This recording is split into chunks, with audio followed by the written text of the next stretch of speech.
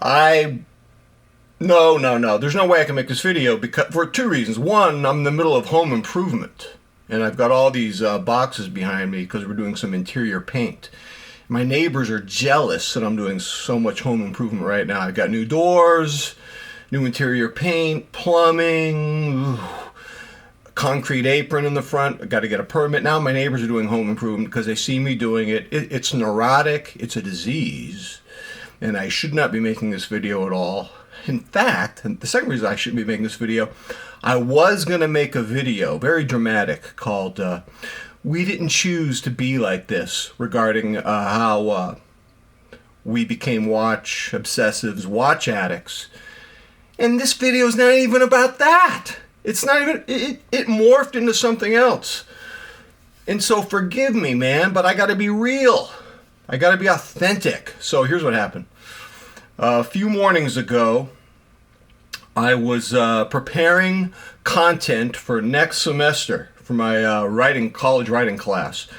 I'm going to be teaching one of my favorite books of all time. It's a memoir by Paul Fussel's son, the great professor Paul Fussell. His son, Samuel Wilson Fussell, wrote a memoir about how he got bit by the bodybuilding bug.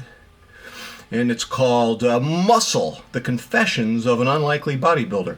It's about a young man. He's graduated from Oxford. He's having anxieties about living in the world, living in the big city of New York. He's having anxieties about intimacy. If you study the famous psychiatrist Erik Erikson, young adulthood is the conflict of intimacy versus isolation. And in this state of anxiety, Samuel Wilson Fussell takes up bodybuilding. He loses his mind to bodybuilding. And he follows this bodybuilding script where he talks like a bodybuilder, which he becomes obnoxious. He loses all of his friends. He gains new friends, but his new friends are what I call broken misfit toys, as some of us watch obsessives are. So anyways, I'm preparing a lesson, and I love doing reading content. You know, I believe in the doctrine of Benjamin Franklin and Frederick Douglass. They both believe that it's your moral imperative to improve yourself every day, to educate yourself every day. And sometimes my watch obsession can narrow my interest too much, and I don't broaden out and learn every day. So I was very happy. I was I got my two computer screens. I got one open to my book or article that I'm reading. The other one's on Google Docs. I'm typing. That's when I'm in my zone. That's when I'm happy. I'm being productive. I'm being intellectually rigorous. So it's in the morning. I take a little break from my intellectual rigor, and I'm on eBay looking at a used Seiko SBD C061, $600. My daughter comes out, and she looks at me, and she goes, "What are you doing, Dad?" I go, just taking a break, looking at a watch. And she says, $600? That's a lot of money.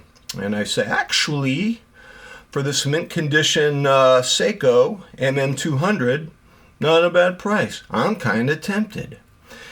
And she pauses and she says, Dad, why are you into watches? And I stopped and I go, oh, this is...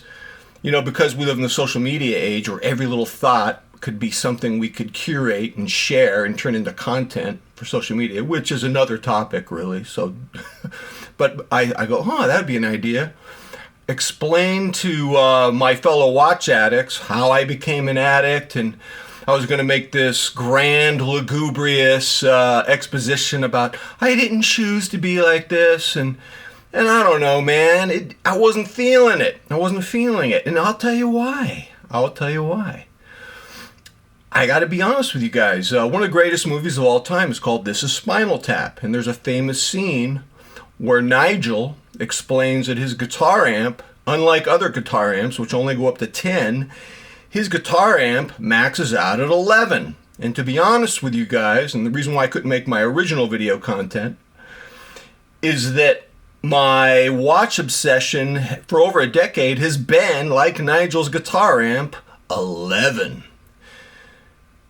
And for the last couple months, It hasn't been 11. It's been more like 6 or 7. So how can I, give you a presentation about the madness of the watch addiction if I'm not in that state of madness, if I'm not at 11? And so I had to think of a different way to go.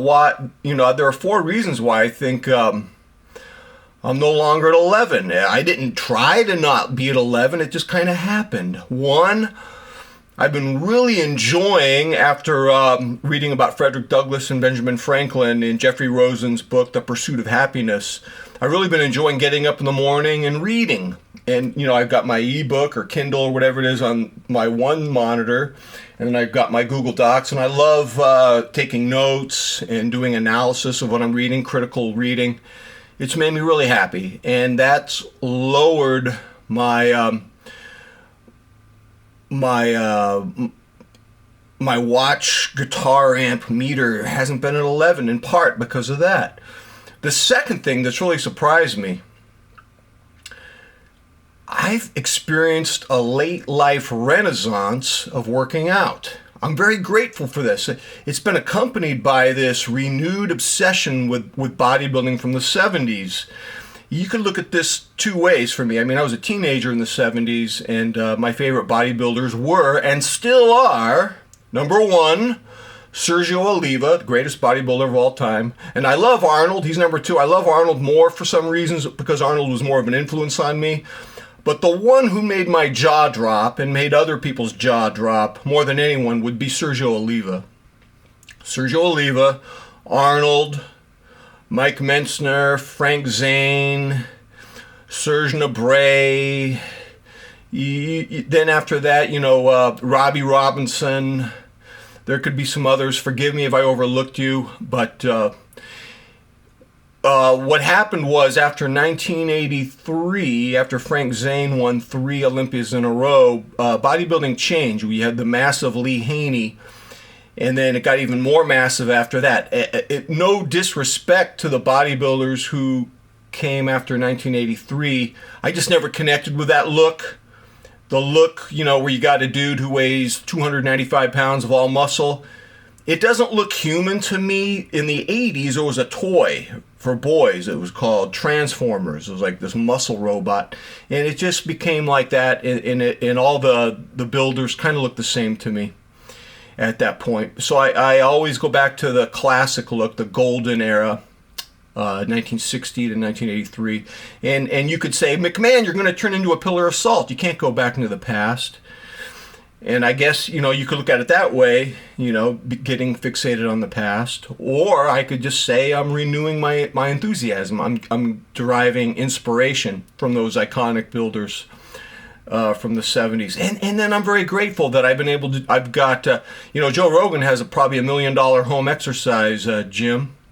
I assume he does, because I think his podcast studio is about $14 million. My humble kettlebell collection of 13 kettlebells is worth about $800. I love it, man. I'm so I don't know how I do this at 62. How come I'm not? I mean, I'm probably jinxing it. I'm just so grateful that I'm not getting major injuries. I'm able to do Turkish get-ups and deadlifts and goblet squats and all that stuff. And I'm manhandling 80-pound kettlebells. And I'm grateful for it. And I'm kind of enjoying, eating well. I quit eating cereal on March 3rd. I lost 7 pounds, and I got a ways to go. But my obsession with going into the garage and doing the kettlebells has really helped keep my my watch obsession Nigel guitar amp well below 11. And so that's been a big part of it. The other thing is I want to share with you guys, I have kids. I have twins. They're 14. Tough age. They're the TikTok age, Gen Z, the Zoomers, and it's a tough. There are certain conflicts, certain concerns I have. I think this new generation. It's not just me saying this. It's my 35-year-old colleagues. So I'm not some old man complaining on the lawn. I think the new generation has too much of a relaxed or too much of a generous definition of the word trauma. and they want to take mental breaks because of trauma's not, you're scared of turbulence, so you have an emotional dog on a plane, man. I got students back, I remember in the early aughts, they were in Iraq, they were in Afghanistan, they were in the Marines, they were carrying 80-pound backpacks and climbing through dangerous mountainous regions all day. They know a little bit about trauma. I could tell you stories. I don't know, man. And it's not just me being some old dude, some old boomer. My 35-year-old colleagues agree with me that there's been a precipitous change in the generation that my daughters belong to. It's creating some conflicts. I'm always struggling to get them out of their rooms, off their phones. Yesterday I got them on the trampoline. Sometimes I can get them to walk with me at the beach, but it's hard. It's really hard. This generation just wants to be on their phones. I don't like the zeitgeist. And then, these conflicts, they're looking at, there's body dysmorphia issues. Look, I understand body dysmorphia. We all want to look better.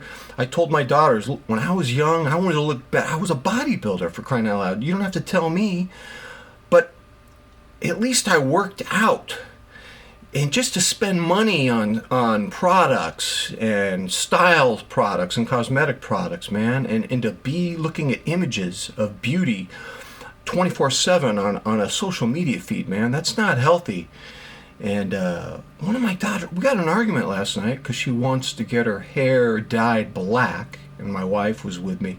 She said, "This is not good, man, because you got to maintain it. It's going to cost hundreds of dollars to style it, to dye it black, and then to maintain it. You're going to have all these weird products in the shower. It's going to smell like rotten eggs all the time. This house is not a beauty salon for you." She goes, "I don't look good. I hate my hair." You have beautiful hair, beautiful dark brown hair. You don't have to have black hair. You don't even know what it means to not look good, man. I went to high school with a girl, and I never did this, but my classmates called her the Tasmanian Devil. And my daughter goes, "Who's the Tasmanian Devil?" The Tasmanian Devil is it's a cartoon, man, of someone who doesn't look that good. And I said to her, "This student, she looked like the lead singer of Meatloaf." She goes, "Who's that?" I said, "Google it. And you should be thankful you don't look like the lead singer for Meatloaf." And so what I'm trying to tell you guys is that the energy I have to commit to negotiating and managing Gen Z is really taking the energy out of my watch obsession. It's getting that Nigel guitar amp below 11. I think when I was talking to my daughter last night, it was my watch obsession was down to a 0. It was down to a 0. Okay, and then the last factor that I've noticed about, and I didn't try to do this, ladies and gentlemen, I didn't try to do this. Maybe just because of reality, I just kind of let go of perfection in my watch collecting. What I mean by perfection is I no longer have expectations for the perfect watch.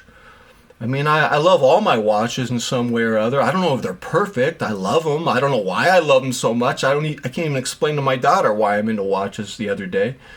I love them, but I don't know if there's I don't even know if there's the perfect number of watches to have in a collection. I kind of let go of that too. I don't know. And I don't even care anymore. I don't know if there's the perfect watch rotation. So let me explain something to you. I'm so relieved that I'm not in this rigid mindset where I have to have the perfect watches, the perfect collection, the perfect number of watches in the collection, the perfect watch rotation. I was so focused on that, it was insane. It was almost like I couldn't be happy unless I figured it out. And I don't know why this has happened to me, but I've realized there's nothing to figure out. There is no figuring it out. You have to live in reality. You can't do this magical thinking, which is like you're going to have this perfect collection. And I just think when you're living in reality, you're dealing with your health, your children, home improvement, whatever it is. I just think the knob goes down from 11, and I think you just end up moving forward with your life. I think the watch obsession, too often we get stuck in a maze. We get fixated, and we get trapped. And it's not, you don't want to, it's claustrophobia, man. So will I go back to 11? I don't know. I don't want to. I like achieving this condition they call in psychological circles as homeostasis, the equilibrium. Yeah, whatever. If you want to look for equilibrium, don't look at me, man. I'm struggling all the time.